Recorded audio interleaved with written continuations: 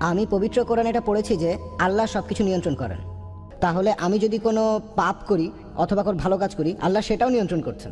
আমি যুক্তিটাতে ঠিক পুরোপুরি সন্তুষ্ট না, তবে এ সম্পর্কে আপনার মন্তব্যটা চাই। আসসালামু আলাইকুম রহমতুল্লাহ। আমরা মুসলিম এই জন্যই আমাদের বিশ্বাস যে জীবনে যা কিছু হয় সব কিছুই আল্লাহর পক্ষ থেকেই হয়ে থাকে। আল্লাহর হুকুম ছাড়া গাছের একটি পাতাও নড়তে পারে না, আর এটি আমাদের সবচেয়ে বড় ঈমান। এরই পরিপ্রেক্ষিতে একজন ব্যক্তি ডক্টর জাকির নায়েককে জিজ্ঞেস করেন, যদি সব কিছুই আল্লাহর পক্ষ থেকেই হয় তাহলে পৃথিবীতে যে চুরি হয় সেটিও আল্লাহর পক্ষ থেকেই হয়, যে ধর্ষণ হয় সেটিও আল্লাহর পক্ষ থেকেই হয়, মানুষকে হত্যা করা হয় সেটিও আল্লাহর পক্ষ থেকেই হয়ে থাকে। মানে ভালো জিনিসের সাথে সাথে সমস্ত খারাপ জিনিসও আল্লাহর ইশারাতেই হয়ে থাকে। আর যদি আল্লাহর ইশারাতে সবকিছু হয়েই থাকে তাহলে সেখানে মানুষের দোষ কোথায়?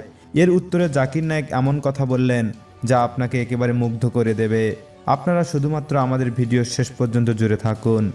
জনৈক্য সেই ব্যক্তি বলতে থাকেন, আমি পবিত্র কোরআনে এটা পড়েছি যে আল্লাহ সব কিছু নিয়ন্ত্রণ করেন। তখন আমাকে একজন বলেছিল, যেহেতু আল্লাহ সব কিছু নিয়ন্ত্রণ করেন, তাহলে আমি যদি কোনো পাপ করি অথবা ভালো কাজ করি তবে আল্লাহ সেটিও নিয়ন্ত্রণ করছেন।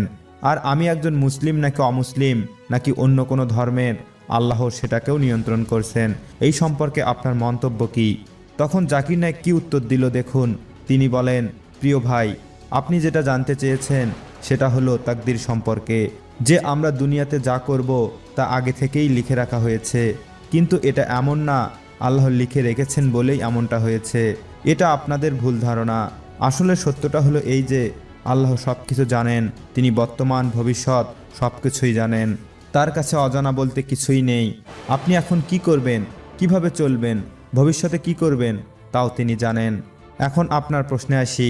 আপনি যে বললেন আল্লাহ যদি আমার তকদির আগেই লিখে রাখেন তাহলে এখানে আমার দোষ কোথায়? তাহলে আমি ধর্ষণ করলে পাপী হব কি করে?